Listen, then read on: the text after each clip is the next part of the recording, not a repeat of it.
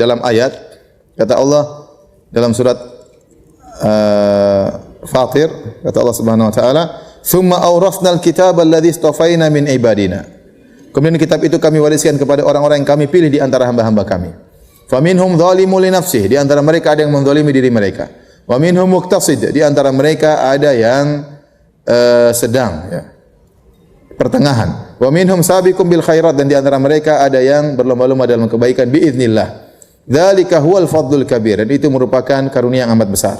Jannatu adnin yadkhulunaha, ya, mereka masuk dalam surga yang kekal. Yuhallawna fiha min asawira min dhahab, di mana mereka dihiasi dengan gelang-gelang yang terbuat dari emas, wa lu'lu'a, dan juga dari mutiara, wa libasuhum fiha harir, dan pakaian mereka terbuat dari sutra.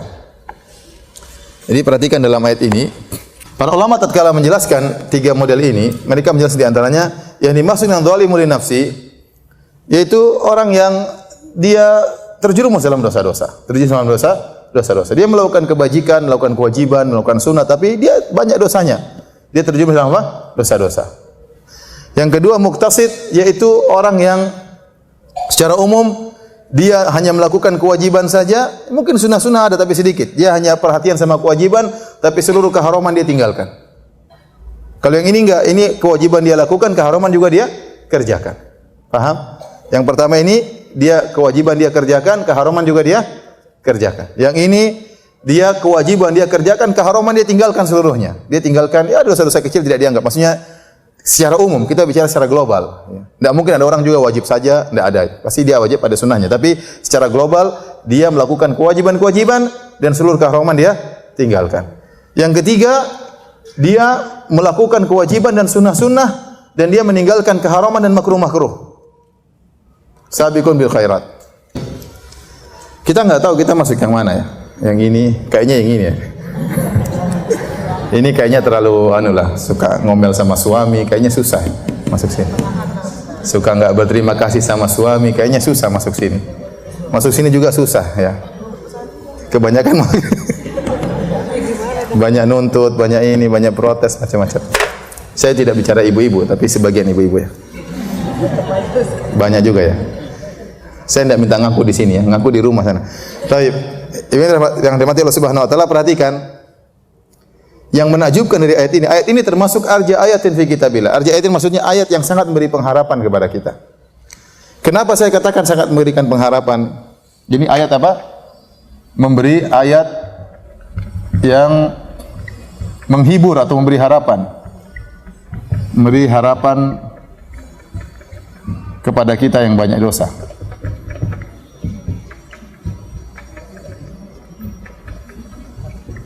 Kenapa? Karena ternyata di antara hamba-hamba yang Allah pilih bukan cuma yang model ketiga dan bukan cuma model yang kedua. Paham? Ada hamba-hamba juga yang modelnya seperti ini. Artinya meskipun dia banyak dosa tapi Allah ampuni. Allah ampuni dosa-dosa dia masuk surga. Ya, artinya dia dosa tapi tidak terlalu banyak. Dia dosa-dosa juga tapi tidak terlalu banyak. Kalau banyak pasti masuk apa? Neraka.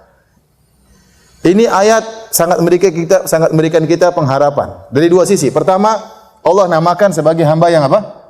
Terpilih. Hamba yang kami pilih. Yang kedua, Allah mengatakan dia setelahnya jannatu adnin. Mereka itu masuk dalam surga Aden. Allah menggunakan wawul jamaah. Ini maksudnya waw al jamaah. Kalau artinya itu kata ganti banyak orang. Kata ganti banyak orang. Sehingga waw ini jadi mereka, artinya apa? Mereka ini mencakup ketiga-tiganya. Jadi mereka ini mencakup ini dan mencakup apa? Ini. Ternyata masuk surga tiga-tiganya. Bukan cuma yang nomor 3. Ini jelas masuk surga. Ini juga caranya ikut masuk surga. Maka ini ayat yang sangat memberikan kita harapan. Kalaupun kita tidak yang di sini atau di sini, paling tidak yang mana? Di sini. Makanya jangan suka ngomel sama suami. Ya. Paham? Ya. Karena perempuan tuh kalau mau surga gampang. Yang penting taat sama suami. Apa kata Nabi sallallahu alaihi wasallam? idza shallatil mar'atu khamsaha, kalau seorang wanita salat 5 waktu. Wa shamat syahraha. Hanya puasa 5 waktu, enggak usah salat rawatib, enggak usah salat duha, enggak usah salat tahajud. Percuma tahajud jalan tapi ngomel sama suami terus, percuma. Ya.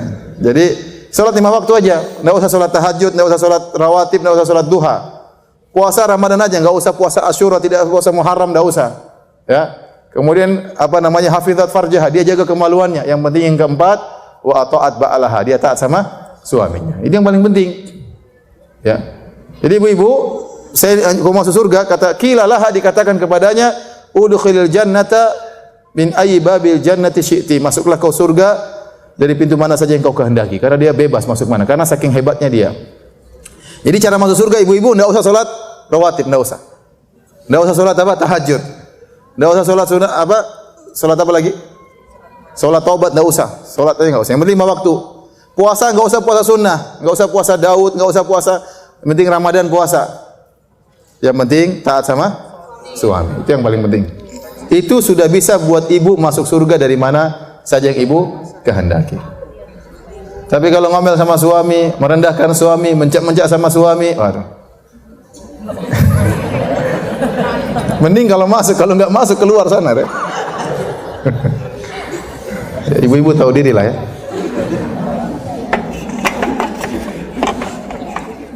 Jadi ibu-ibu, inilah kata para ulama, inilah sabiqun bil khairat, inilah yang masuk surga tanpa adab dan hisab. Inilah yang masuk surga tanpa hisab. Kenapa? Mereka luar biasa. Bukan hanya wajib-wajib yang mereka kerjakan, sunnah-sunnah juga mereka kerjakan. Bukan hanya haram-haram yang tinggalkan, makruh-makruh juga mereka tinggalkan. Apa mereka tidak pernah berdosa? Mereka pernah berdosa, tapi mereka segera beristighfar. Kita bicara secara global, secara umum begitulah kebiasaan mereka. Terkadang mereka salah, tapi mereka segera kembali. Semangat bukan cuma yang wajib saja, sunnah juga mereka kerjakan. Bagaimana kalau seorang wanita salat 5 waktu, tahajud juga jalan, zikir pagi petang jalan, waktunya duha salat duha, terus ramah sama suami, baik sama suami, mijit suami, wah luar biasa. Langsung sini. Langsung sini. Paham ibu? Saya tidak butuh paham, saya butuh praktek. Saya butuh praktek.